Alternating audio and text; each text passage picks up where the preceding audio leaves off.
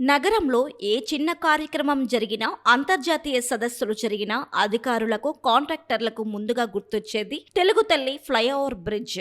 అవసరంతో నిమిత్తం లేకుండా నిధులు ఖర్చు చేయడం జీవీఎంసీ ఇంజనీర్లకు అలవాటుగా మారిపోయిందనే చెప్పాలి.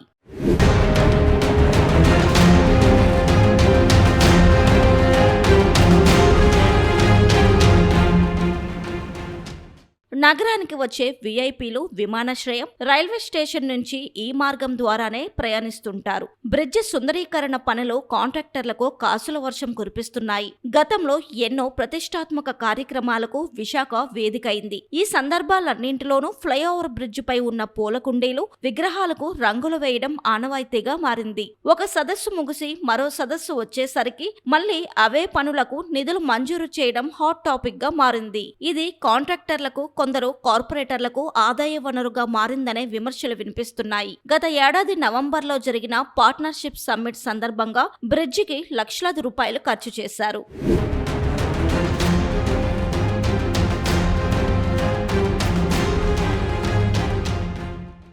జీవీఎంసీ ప్రధాన కార్యాలయంలో ఇటీవల మేయర్ అధ్యక్షతన జరిగిన స్థాయి సంఘం సమావేశంలో తెలుగు తల్లి బ్రిడ్జ్ సుందరీకరణ పనులకు గ్రీన్ సిగ్నల్ ఇవ్వడం గమనార్హం.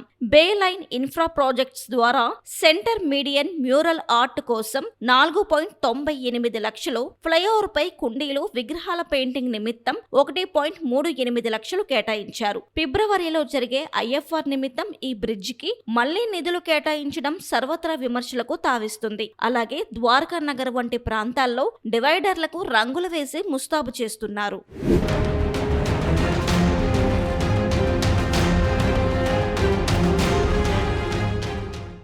దివంగత సీఎం రాజశేఖర్ రెడ్డి తెలుగు తల్లి బ్రిడ్జికి 2008లో శంకుస్థాపన చేశారు. కాగా 2014లో అప్పటి మంత్రి గంటా శ్రీనివాసరావు బ్రిడ్జికి ప్రారంభోత్సవం చేయడం తెలిసిందే. ఇక అప్పటి నుంచి రిపేర్ల మీద రిపేర్లు చేస్తూనే ఉన్నారు. విశాఖలో సమ్మిట్, విశాఖ ఉత్సవ్ ముగిసి ఐఎఫ్ఆర్ వస్తుంది. దీంతో ఇక్కడ మళ్లీ సుందరీకరణకు రంగం సిద్ధమైంది. ఈ పనులతో సుందరీకరణ ఏమో గాని జీవీఎంసీ ఇంజనీర్లు, కాంట్రాక్టర్లకు కాసుల పంట కురిపిస్తుందనే చెప్పాలి. ఈ బ్రిడ్జి మీద తరచూ జరుగుతున్న ప్రమాదాల నివారణకు ఎలాంటి చర్యలు తీసుకోవడం లేదని ఆందోళన వ్యక్తమవుతుంది. బ్రిడ్జి మీద ఒకే ఒక్క స్టాపర్ బోర్డు ఉండడం గమనార్హం.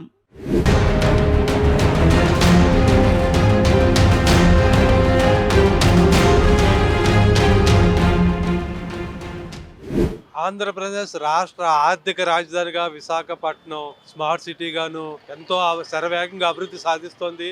విశాఖలో ఎన్నో ఈవెంట్లు జరుగుతున్నాయి. వచ్చే వారంలో ప్రతిష్టాత్మక ఇంటర్నేషనల్ ఫ్లీట్ రివ్యూ రాబోతోంది. ఇలాగ ఎన్ని ఈవెంట్లు వస్తున్నా సరే జీవీఎంసీకి ఖర్చు మీద ఖర్చు పెరిగిపోతుంది.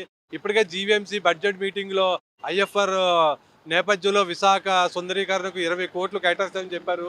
ఏ ఈవెంట్ జరిగినా సరే జీవీఎంసీలో ఇంజనీర్లకి, కాంట్రాక్టర్లకి అందరికీ ముందుగా గుర్తొచ్చేది ప్రస్తుతం మనం ఇక్కడ ఉన్న విశాఖపట్నం సిటీ తెలుగు తల్లి బ్రిడ్జి. ఈ బ్రిడ్జికి రిపేర్ల మీద రిపేర్లు కోసం లక్షలాది రూపాయలు ఖర్చు చేయడం సర్వత్రా విమర్శలకు తావిస్తోంది. ఏ ఈవెంట్ వచ్చినా సరే తెలుగు తల్లికి బ్రిడ్జికి రిపేర్ల కోసం లక్షలాది రూపాయలు కేటాయిస్తున్నారు. ముఖ్యంగా రోడ్డు మధ్యలోనూ, రోడ్డుకి రెండు వైపులా ఉన్న పూల కుండీలకు రంగులు, తెలుగు తల్లి బ్రిడ్జ్ మీద ఉన్న విగ్రహానికి రంగులు, అలాగే ఈ రోడ్డుకి స్పీడ్ బ్రేకర్లు రంగులు, అలాగా మొత్తం మీద అన్ని హెడ్స్ లోను ఈ బ్రిడ్జ్ కోసం, మరమ్మతుల కోసం నిధుల మీద నిధులు కేటాయిస్తున్నారు. సిటీలో ఎన్నో రోడ్లు గోతుల పాలైపోయి మరమ్మతులకు నోచుకోవడం లేదు. జీవీఎంసీ అధికారుల మైండ్ సెట్ ఇప్పటికైనా మార్చుకోవాలని పలువురు కోరుతున్నారు. వీడియో జర్నలిస్ట్ సూర్యతో శ్రీనివాస్, VB7 టీవీ, విశాఖపట్నం.